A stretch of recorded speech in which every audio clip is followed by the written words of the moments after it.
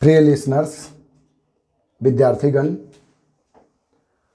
और SSC, DElEd, estate, CTET इत्यादि प्रतियोगी परीक्षाओं की तैयारी करने वाले विद्यार्थीगण, हम अशोक सर आपके उज्जवल भविष्य और आपकी परीक्षाओं की बेहतरीन तैयारी के लिए हम हिंदी व्याकरण को लेकर आपके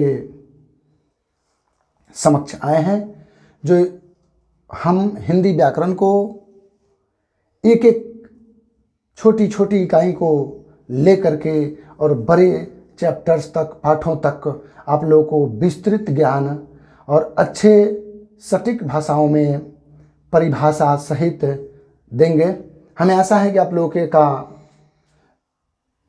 लोगों को ये सब मेरी पढ़ाई बहुत पसंद आएगी, समझ आएगी, ये मेरी भरोसा है हमें।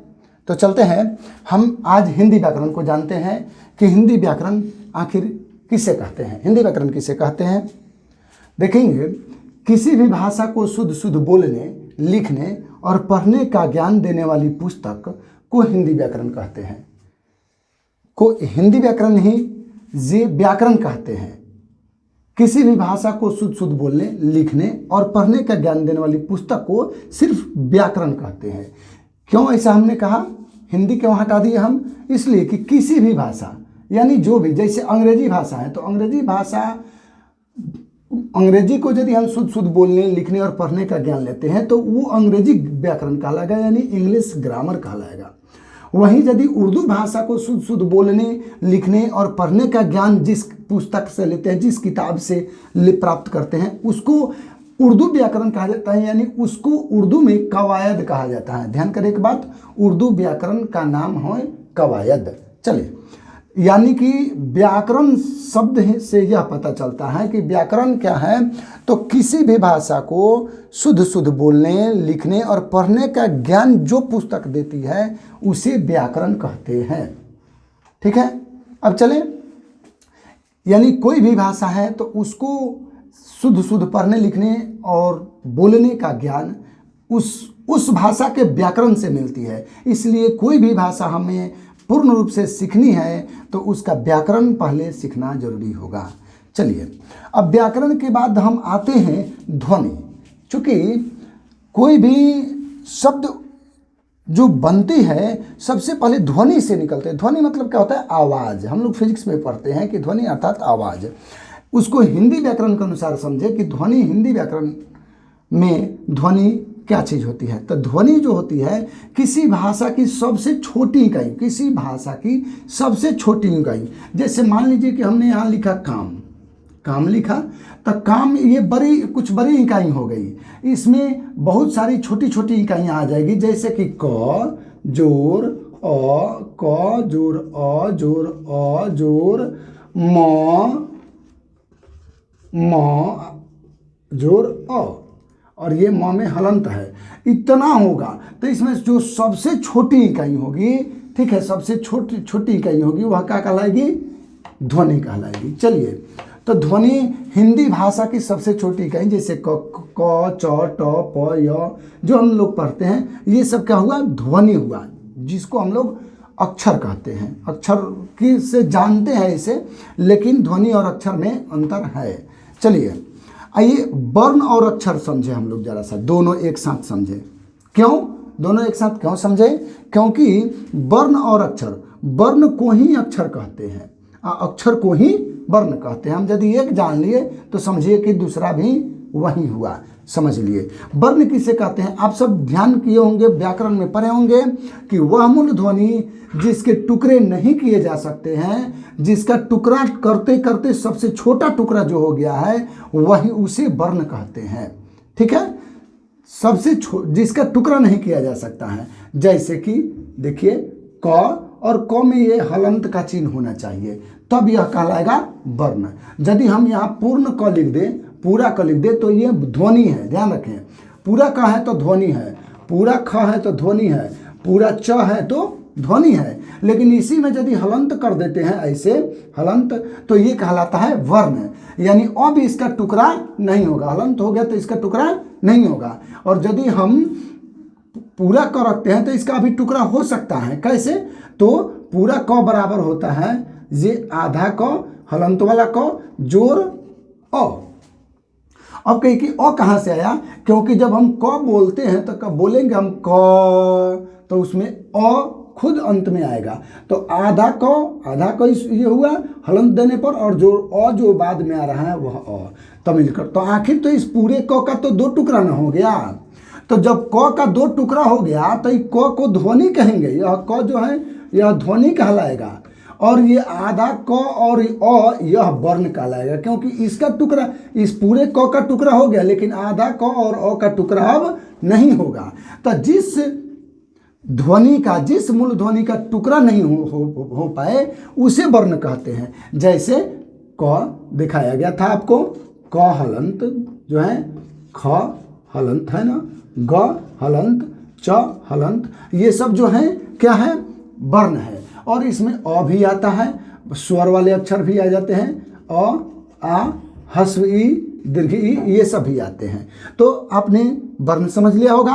अब वर्ण को ही अक्षर कहते हैं, ये भी आप जान गए होंगे। अब चलते हैं हम लोग वर्णमाला। वर्णमाला क्या है? शब्द के अर्थ से समझ में आ रही है कि वर्ण मतलब वर्ण अर्थात जो जिसके टुकड़ा नहीं हो। अब माला, माला आप जानते हैं कि फूलों की माला कैसे बनती है? बहुत सारे फूल एक में पिरो देते हैं तो माला बन जाती है। अर्थात वर्णों की यदि माला बना दिया जाए, माने समूह में रख दिया जाए, तो उसे वर्णमाला कहते हैं।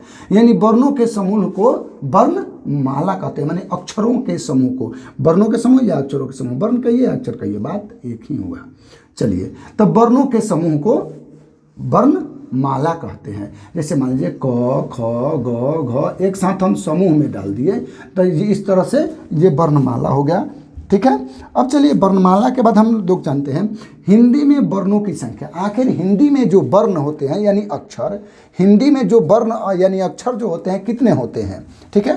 तो हिंदी में वर्णों की संख्या यानी अक्षरों की संख्या, यदि कंपटीशन में या मैट्रिक, इंटर बोर्ड में या एसएससी बोर्ड में कहीं किसी भी परीक्षाओं में पूछे कि हिंदी में वर्णों की संख्या मूल रूप से कितनी होती है, तो हिंदी में वर्णों की संख्या मूल रूप से या मूलतः 48 होती है। मूलतः 48 होती है। ठीक है। यदि संयुक्ताक्षर को भी मिला दिया जाए तो वर्णों की संख्या 52 हो जाती है। अब कैसे आप समझे, देखें, ध्यान करें, मूल रूप से 48 कैसे होती है और संयुक्ताक्षर मिलाकर 52 कैसे हो जाते हैं। जैसे देखिए, वर्ण जो होते हैं स्वर वर्ण होते हैं और व्यंजन वर्ण। वर्ण के दो भेद होते हैं हिंदी में, ध्यान रखिए, हिंदी में वर्ण के दो भेद होते हैं, वहीं संस्कृत व्याकरण में वर्ण के 3 भेद हो जाते हैं, स्वर वर्ण, व्यंजन वर्ण और विसर्ग वर्ण। लेकिन हम लोग हिंदी व्याकरण पढ़ रहे हैं, इसलिए हम लोग पढ़ेंगे स्वर वर्ण और व्यंजन वर्ण। हिंदी व्याकरण में वर्ण के 2 भेद, स्वर वर्ण और व्यंजन वर्ण। तो देखिए 48 कैसे होता है। स्वर वर्ण जो होते हैं, स्वर वर्ण अ, आ, ह्रस्व ई, दीर्घ ई, ह्रस्व उ, दीर्घ उ, री, ए, ऐ, ओ, औ, ये आपका हुआ स्वर वर्ण। ठीक है। इसकी गिनती करते चलेंगे, आगे बढ़ेंगे, बाद में गिन लेंगे हम लोग। व्यंजन वर्ण में आइए, तो व्यंजन वर्ण में हम लोग जानते हैं कि क, ख, ग, घ, अंग होता है, च, छ, ज, झ, ञ होता है। ठीक है। उसी प्रकार से ट, ठ, ड, ढ, र होता है, त, थ, द, ध, न, प, फ, ब, भ, म होता है। तो अब ध्यान रखें, क, ख, ग, घ, अंग, इन 5 अक्षरों को, ठीक है, इन 5 ध्वनियों को कवर्ग कहते हैं, 5 को, और इन च, छ, ज, झ को चवर्ग कहते हैं, ट, ठ, ड, ढ को टवर्ग कहते हैं, त, थ, द, ध को तवर्ग बोलते हैं, और प, फ, ब, भ को पवर्ग बोलते हैं। यदि परीक्षा में कहीं लिखा पवर्ग तो आप समझे कि प, फ, ब, भ और म। ठीक। चवर्ग कह दिया तो समझे च, छ, ज, झ, ञ। फिर कवर्ग कहा तो समझे कि क, ख, ग, घ और अंग को कह रहा है। तो इस प्रकार से ये व्यंजन वर्ण के ये हैं। ठीक है। और इन सबको मिलाकर यानी चवर्ग, कवर्ग, चवर्ग, टवर्ग, तवर्ग और पवर्ग, इन सबको मिलाकर 25 वर्ण हो जाते हैं। सब में 5-5 वर्ण देख रहे हैं, 1 2 3 4 5, 1 2 3 4 5। तो 5 है कवर्ग, चवर्ग, टवर्ग, तवर्ग, पवर्ग। 5 5 5 25 वर्ण होते हैं। ये 25 वर्ण होते हैं व्यंजन वर्ण के 25 ये वर्ण जो है इसे स्पर्श वर्ण कहते हैं।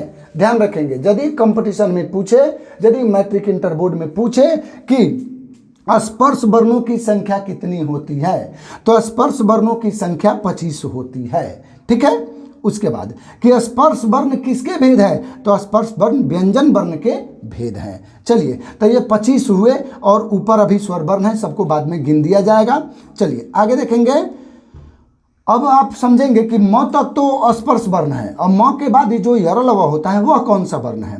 तो ध्यान रखें कि य र ल व ये चार जो वर्ण है, चार जो अक्षर हैं, इसको अंतस्थ वर्ण कहते हैं। याद रखना कि य र ल व को अंतस्थ वर्ण कहते हैं। परीक्षा में यदि पूछे कि अंतस्थ वर्णों की संख्या कितनी होती है, तो चार। कौन कौन, तो य र ल और व। ठीक, आगे देखते हैं उष्म वर्ण। उष्म वर्ण अब य र ल व तक हो गया। व के बाद जो वर्ण होते हैं तालव्य स, मूर्धन्य स, दंत स और ह, ये चार जो वर्ण होते हैं इसे उष्ण वर्ण कहते हैं। ठीक है, उष्ण वर्ण कहते हैं। ठीक है, तो पूछे परीक्षा में कि उष्ण वर्णों की संख्या कितनी होती है, तो चार। कौन कौन, तालव्य स, मूर्धन्य स, दंत स और ह। देखिए आज तक हमने ये मिलाया है। बहुत सारे विद्यार्थियों को शुद्ध क ख ग घ से र ल व तक अ आ का कहारा पढ़ने नहीं आता है। भले वे मैट्रिक इंटर ग्रेजुएट हो जाते हैं, कर जाते हैं, लेकिन नहीं पढ़ने आता है। बहुत सारे विद्यार्थी, हमें लगता है 95% विद्यार्थी देखिए इसको पढ़ते हैं तालाबे स, मूर्धन्य स, दंते स। नो, गलत है। इसे पढ़ना है तालव्य स, मूर्धन्य स, दंत स। ये शुद्ध हुआ। यहीं तक नहीं, बहुत सारे बच्चे तो अ भी शुद्ध नहीं पढ़ पाते हैं। कैसे, देखिए पढ़ते हैं बच्चे कैसे, अ आ हर्षई दीर्घई हर्षऊ दीर्घऊ ऐसे पढ़ते हैं, लेकिन ये गलत है। क्योंकि हम व्याकरण पढ़ा रहे हैं, हमें शुद्ध शुद्ध बोलना, लिखना और पढ़ना आपको सिखाना है। तो ध्यान रखें, पढ़ना कैसे होगा, अ आ। यहाँ तक तो बच्चे ठीक पढ़ते हैं, लेकिन इसको हर्षई नहीं पढ़ना, हस्व ई। हस्व ई, हस्व अर्थ तो होता है छोटा, छोटा ई। दीर्घई नहीं, दीर्घ ई। हस्व उ, दीर्घ उ, ऐसे पढ़ना है। यहाँ बच्चे चार में बहुत गलती करते हैं। बच्चे हर्षई दीर्घई हर्षऊ दीर्घऊ बोलते हैं, नहीं। हस्व ई दीर्घ ई, हस्व उ दीर्घ उ, यानी छोटा ई बड़ी ई, छोटी ई बड़ी बड़ी उ। इस प्रकार से पढ़ना चाहिए। चलिए बढ़ते हैं हम लोग जहाँ तक आए थे। तो उष्ण वर्णों की संख्या 4 होती है, जो आपको बता दिया गया। चलिए, तो इस प्रकार से कुल वर्णों की संख्या अभी तक जो भी हुई होगी, अभी आगे हम लोग बढ़ेंगे। और भी वर्ण हैं। अनुस्वार, अनुस्वार भी वर्ण है। जैसे कि हम देते हैं क अनुस्वार कन्न, पढ़ते हैं प अनुस्वार पन्न, पढ़ते हैं। तो यही क्या है, अनुस्वार। ऊपर जो दे रहे हैं ये अनुस्वार है। तो देखिए अनुस्वार को चिन्ह हमने दिया। फिर अनुस्वार के बाद एक वर्ण होता है विसर्ग। विसर्ग जैसे हम लोग पढ़ते हैं क विसर्ग, क विसर्ग कह, ख विसर्ग खह, ऐसे पढ़ते हैं। तो ये जो दो बिंदु हैं ये क्या कहलाएगा, विसर्ग। ठीक है, अब आइए और भी कुछ वर्ण हैं हिंदी में जिसको आगत वर्ण कहते हैं। आगत वर्ण, तो यदि कंपटीशन या बोर्ड की परीक्षाओं में पूछे कि आगत वर्णों की संख्या कितनी होती है, तो आप आंसर देंगे 2। कौन कौन, बरीरा और अरह। ये अरह है, अलग बोलना। देखिए इस प्रकार आप ठ ठ ढ में भी देख सकते हैं। तो ट ठ ड ढ, इसे ढ पढ़ते हैं, जबकि इसे देखिए इसमें ढ में नीचे बिंदु नहीं है, और यहाँ आगत वाले में ढ के नीचे बिंदु है, इसको अरह पढ़ते हैं।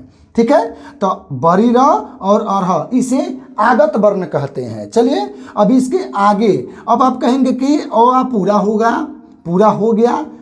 ठीक है, और कहिए कि नहीं सर अ अभी पूरा नहीं हुआ, अन और अह बाकी है। तो अन चला गया अनुस्वार में, देखिए ऊपर, और अह में ये विसर्ग होता है, तो ये आ गया। तो इस तरह से स्वर पूरा हो गया। अ क ख ग घ से प फ तक यहाँ पूरा हुआ। य र ल व तालब स मूर्धन्य स ह दंत स ह यहाँ हो गया।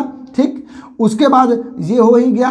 अब बच क्या जाता है, अक्ष त्र ज्ञ और स्र। ठीक, तो इन्हीं चारों को संयुक्त वर्ण कहते हैं। तो अब ध्यान रखें आप लोग, बोर्ड परीक्षाओं में यदि पूछता है या कॉम्पिटिटिव एग्जाम में पूछता है कि संयुक्त वर्णों की संख्या कितनी होती है, हिंदी में संयुक्त वर्णों की संख्या कितनी होती है, आंसर आपका होगा 4। कौन कौन? अक्ष, त्र, ज्ञ और स्र। अब कहें कि संयुक्त वर्ण किसे कहते हैं? संयुक्त का मतलब मिला जुला, संयुक्त माने मिला जुला, वर्ण माने अक्षर, वह अक्षर जो मिला जुला हो। ये जो अक्षर है ना, ये एक प्रकार से वर्ण नहीं है, इसके टुकड़े हो जाएंगे, इसके टुकड़े हो जाएंगे, इसलिए इसको 4 को कम कर दिया गया है, इन्हीं 4 को कम किया गया है।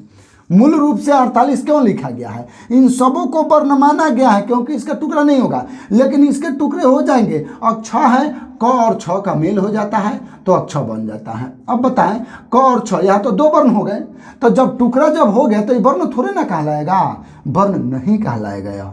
ठीक है। त्र में त और र का मेल हो जाता है, फिर 2 अक्षरों का वर्णों का मेल हो जाता है, तो फिर ये वर्ण नहीं कहलाएगा क्योंकि वर्ण के टुकड़े नहीं होते हैं और इसके टुकड़े हो जा रहे हैं, इसलिए इसे वर्ण कहते भी हैं तो संयुक्त वर्ण कहते हैं। और इस संयुक्त वर्ण को यदि हटा दे, संयुक्त माने मिला जुला वर्ण, इसको हटा दे तो मूल रूप से हमारे 48 वर्ण होते हैं, और संयुक्त वर्ण को मिलाकर, संयुक्त अक्षर मिलाकर संयुक्त अक्षर को मिला दे तो 52 हो जाता है। यही 4 जोड़ दे तो 52, जैसे गिनती करके आप लोग देख लेंगे, मिला लेंगे अपने से। ठीक है। अब मन में आएगी स्पर्श वर्ण किस क्यों कहते हैं इसे? ठीक है। अच्छा, ये बात बाद में होगी, आगे बढ़ते हैं।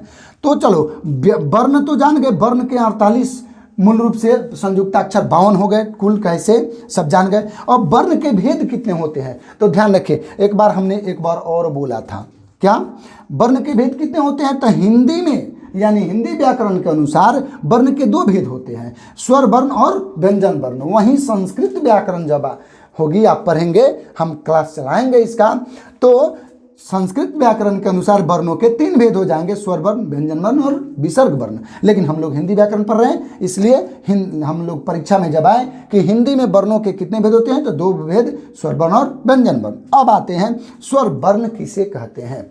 तो यहाँ भी देख रहे हैं कि स्वर वर्ण लिखा हुआ है, लेकिन ये स्वर वर्ण लिखा हुआ है लेकिन इसकी परिभाषा यहाँ नहीं है, परिभाषा यहाँ है।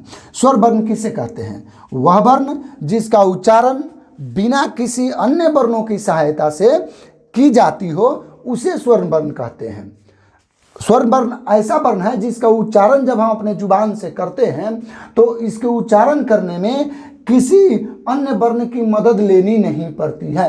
जैसे देखेंगे, हम बोलेंगे, उच्चारण करेंगे जुबान से अ, तो अ कहे तो क का उसमें मदद नहीं आया, ख का भी नहीं आया, ग घ। अब बोल के देखें, अ बोलेंगे तो चौ में नहीं आएगा। यहाँ मान लो हम हस ई बोल रहे हैं या ई बोल रहे हैं, ई, तो ई बोले तो कहाँ ठ ट ट ठ च च प तो कुछ आया, कुछ उसमें नहीं आ रहा है।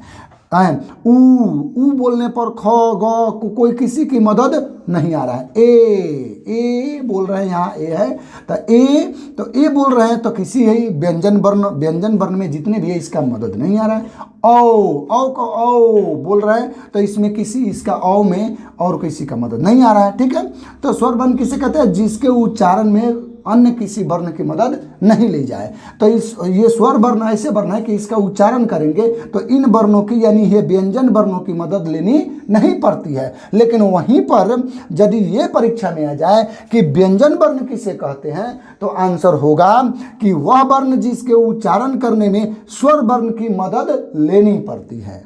तो क्या जानेंगे हम लोग कि स्वर वर्ण किसे कहते हैं? तो वह वर्ण जिसके उच्चारण करने में व्यंजन वर्ण की मदद नहीं ली जाती है, उसे स्वर वर्ण कहते हैं। और व्यंजन वर्ण किसे कहते हैं? जिसके उच्चारण में, वह वर्ण जिसके उच्चारण में स्वर वर्ण की मदद लेनी पड़ती है। जैसे देखिए, व्यंजन वर्ण चाहे जितने भी हैं, हम जब उच्चारण करेंगे तो निश्चित रूप से स्वर वर्ण की मदद लेनी ही पड़ेगी। जैसे बोलेंगे क, तो क बोल रहे हैं तो ओ आ रहा है, ग तो ओ आ रहा है लास्ट में, फ ओ आ रहा है लास्ट में, यानी कि हम बोल रहे हैं क ख ग घ छ छ ज झ ट ठ ड ढ और बार बार अ का उच्चारण उसमें लास्ट में आ ही जा रहा है। जैसे हम बोले म, तो म एक बार बोले और बाद में अ कहते रह गए तो फिर अ आ गया, तो हम स्वर का मदद ले लिए, यानी व्यंजन वर्ण का हम उच्चारण करने में स्वर की मदद लेनी पड़ती है। इस प्रकार से यह परिभाषा फाइनल होता है कि स्वर वर्ण किसे कहते हैं, वह वर्ण जिसका उच्चारण करने में किसी अन्य वर्ण की मदद नहीं ली जाती है, और व्यंजन वर्ण किसे कहते हैं, जिन वर्णों के उच्चारण में स्वर वर्ण की मदद लेनी पड़ती है। ठीक है, आगे देखते हैं। अब देखिए थोड़ा सा और देख ले, जैसे में हम अभी समझा ही दिए थे आपको, क ख च प य, कुछ भी आप बोले, हम बोले य तो अ आ रहा है, तो हम बोल रहे हैं य व्यंजन वर्ण, लेकिन अ की आ रहा है लास्ट में, तो स्वर वर्ण का मदद ले लिए। इस प्रकार से व्यंजन वर्ण हो गया। अब आइए स्वर वर्ण, समझ गए कि स्वर वर्ण में मदद लेनी नहीं पड़ती है व्यंजन वर्ण की, ठीक है। लेकिन स्वर वर्ण के भी क्या भेद होते हैं, निश्चित रूप से। तो अब जाने विस्तार से एक एक करके। स्वर वर्ण जो होते हैं उसके भी 3 भेद होते हैं। परीक्षा में आए तो लिखें स्वर वर्ण के कितने भेद, 3 भेद। कौन कौन, ह्रस्व स्वर, दीर्घ स्वर और प्लुत स्वर। ठीक है, तो ह्रस्व स्वर, दीर्घ स्वर और प्लुत स्वर, ये स्वर वर्ण के 3 भेद होते हैं। अब जानना आप चाहेंगे कि सर ह्रस्व स्वर किसे कहते हैं, दीर्घ स्वर किसे कहते हैं, प्लुत स्वर किसे कहते हैं। देखिए बहुत आसान है याद करना। ह्रस्व माने होता है छोटा, ठीक, दीर्घ माने होता है बड़ा, ठीक है, प्लुत का मतलब होता है बड़ा में भी बड़ा। चलिए, तो इससे ही पता चलता है ह्रस्व स्वर वह स्वर है जिसको बोलने में बहुत छोटा समय लगता है, कम समय लगता है। और दीर्घ स्वर वह स्वर है, वह स्वर जिसको बोलने में ह्रस्व स्वर से दोगुना समय लग जाता है। तो दीर्घ माने बड़ा, इससे बड़ा है, दोगुना का बड़ा है। तो चलिए, तो दीर्घ स्वर वह है जिसको बोलने में ह्रस्व स्वर से दुगना समय लगता है, और प्लुत स्वर उसे कहते हैं जिसे बोलने में दीर्घ स्वर से भी ज्यादा समय लगता है, उसे प्लुत स्वर कहते हैं। हमने तीनों की परिभाषा यहाँ लिख भी दी रहे, आप लोग इससे भी समझ लेंगे। जैसे कि ह्रस्व स्वर जिसे बोलने में बहुत कम समय लगता है, जैसे कि हम करते हैं अ, ह्रस्व ई, ह्रस्व उ, री, ये सब जो हैं आपके ह्रस्व स्वर हैं। इसे बोलने में कम समय लगेंगे, लेकिन वहीं पर दीर्घ स्वर ह्रस्व स्वर से दोगुना समय ले लेता है। जैसे अ यहाँ था और अ के बदला हम कहेंगे आ, है कहेंगे है कहेंगे आ, दोगुना समय लग रहा है। ठीक है, ह्रस्व ई, यहाँ दीर्घ ई है और है ई है ह्रस्व ऊ, और ये दीर्घ ऊ, ये समय ज्यादा लेता है। तो चलिए दीर्घ स्वर में और भी हैं, ये ए हुआ, ऐ हुआ, ओ हुआ, औ हुआ, ये सब ओ, औ, ये सब जाया आपका दीर्घ स्वर में। और ये जो है अ, ह्रस्व ई, ह्रस्व ऊ, री, ये हुआ आपका ह्रस्व स्वर, कम समय लेता है, और दीर्घ स्वर ह्रस्व स्वर से दोगुना समय ले लेता है। ठीक है, और प्लुत स्वर दीर्घ स्वर से भी ज्यादा समय लेता है। जैसे में हम सभी भगवान शिव का जब हम पूजा करते हैं तो इस शब्द को जरूर हम लोग बोलते हैं ओम। तो जब हम बोलेंगे ओम, बहुत देखें यहाँ पर ये भी एक स्वर है, लेकिन बात क्या है कि इसको बोलने में लंबा समय लगता है। दीर्घ स्वर से भी, इन सभी स्वर से भी अधिक समय लेता है। ओम, बहुत सारा समझ लिया। ठीक है, तो इसे प्लुत स्वर कहते हैं। तो जाने, अब आप समझ चुके होंगे, व्यंजन वर्ण हम बता ही दिए हैं कि इसका उच्चारण करने में स्वर वर्ण की मदद लेनी पड़ती है, ये बता ही दिए हैं। अब व्यंजन वर्ण के भेद, स्वर वर्ण के तो 3 भेद बता दिए, समय के अनुसार इसका नाम रखा गया है। व्यंजन वर्ण के भेद समझे, तो व्यंजन वर्ण के भेद जो होते हैं, जैसे कि स्पर्श वर्ण, अंतस्थ वर्ण, उष्ण वर्ण, आयोगवाह वर्ण, ठीक है, और संयुक्त वर्ण। ठीक है, देखिए, तो अब कहिए कि इसके बारे में जाने, इसके बारे में ऊपर हम बताए हुए हैं। देखिए आप सभी स्पर्श वर्ण, देखिए यहाँ स्पर्श, उष्ण वर्ण लिखा हुआ है, तो आप सब इससे समझ लेंगे। और थोड़ा सा एक बार और रिवीजन कर देते हैं स्पर्श वर्ण का। स्पर्श वर्ण, ठीक है, क से लेकर के म तक को स्पर्श वर्ण कहते हैं। सीधे ध्यान रखेंगे आप लोग। इसकी संख्या 25 होती है, देख लीजिएगा। यानी कवर्ग, चवर्ग, टवर्ग, तवर्ग और उपवर्ग, ये 5-5 के गुना में होता है। 5 × 25 स्पर्श वर्ण 25 हो जाते हैं। अंतस्थ वर्ण, और म के बाद जो य, र, ल और व, ये 4 आते हैं, ये अंतस्थ वर्ण होते हैं। और व के बाद जो 4 होते हैं, तालव्य, समूर्धन्य, स, दंश और ह, ये उष्ण वर्ण कहलाते हैं। ठीक है। उसके बाद आयोग वाह वर्ण किसे कहते हैं? तो ये जो अनुस्वार और विसर्ग जो होते हैं, इसे कहते हैं आयोग वाह वर्ण। ठीक है। और ये अनुस्वार और ये विसर्ग, इसे कहते हैं, इन दोनों को मिला करके, दोनों को, अनुस्वार को या विसर्ग को आयोगवाह वर्ण कहते हैं। आयोगवाह वर्ण की परिभाषा होती है ना कि यह वर्णों के साथ साथ चलता है, यह अकेले नहीं लिखाता। जैसे कि मान लीजिए हम सिर्फ ऐसे दे दिए, क्या पढ़ेंगे इसको? पता नहीं क्या पढ़ेंगे, लेकिन इसी पर प दे दिए, प वर्ण है, इस पर ऊपर साथे साथे चलता है, प के साथ पढ़ेंगे तो पन पढ़ देंगे। चलिए, आयोगवाह। और संयुक्ताक्षर के बारे में बताए थे, संयुक्त व्यंजन के बारे में। संयुक्त व्यंजन की संख्या कितनी होती है? 4। कौन कौन? अक्ष, त्र, ज्ञ और स्र। इस प्रकार से आज हम सभी का व्याकरण, ध्वनि, वर्ण, अक्षर, स्वर वर्ण के कितने भेद होते हैं, व्यंजन वर्ण के कितने भेद होते हैं, कौन कौन होते हैं, उसका उच्चारण कैसे होती है, वर्णों की कुल संख्या कितनी होती है, मूल रूप से कितनी होती है, संयुक्त रूप से कितनी होती है, सभी का ज्ञान हम लोगों ने विस्तार से लिया। आप सभी श्रोतागण, पाठकगण और लिसनर्स से मेरी आशा होगी कि आप सबों को समझ में आई होगी। और यदि हमारे पढ़ाते समय कोई कमियां दिखी होगी तो उसे माफ़ करेंगे, चूँकि निश्चित रूप से आप ही कहीं क्लास कभी किसी बच्चे को, छोटे बच्चे को भी पढ़ाएं तो निश्चित रूप से आप में भी थोड़ी कमियां हो पाती हैं। और ज़िंदगी भर आदमी सीखता ही है, मरते समय तक आदमी सीखता है। इसलिए हम अपने को ज्ञानी ना कहेंगे, और ज्ञानी यदि हम मान लिए, जिस दिन से हम सब मान लेते हैं अपने को ज्ञानी, उसी दिन से हमारा विकास रुक जाता है। इसलिए हम कहेंगे कि हम आप सबों से मूर्ख हैं। हम माँ सरस्वती से ये आराधना करेंगे कि हे माँ, मैं तो बहुत मूर्ख हूँ, आप हमें आगे बढ़ाने के रास्ते बताते चले। और किसी प्रकार की कमी हो तो आप सब हमें कमेंट करके और सलाह देने का प्रयास करेंगे। और हमारे वीडियो को एक करके अपने दोस्तों, मित्रों और पढ़ने वालों, मन लगाकर पढ़ने वाले विद्यार्थियों के बीच जरूर शेयर करेंगे, जिससे कि आपके दोस्तों को अधिक से अधिक फायदे हो। और हमारी कामना होगी, माँ सरस्वती से आराधना होगी कि आप सभी की जो भी सोच हो, लक्ष्य हो, पढ़ाई के माध्यम से वो आप लोगों को प्राप्त हो। यही मेरी माँ सरस्वती से आराधना है। हे माँ सरस्वती, धन्यवाद।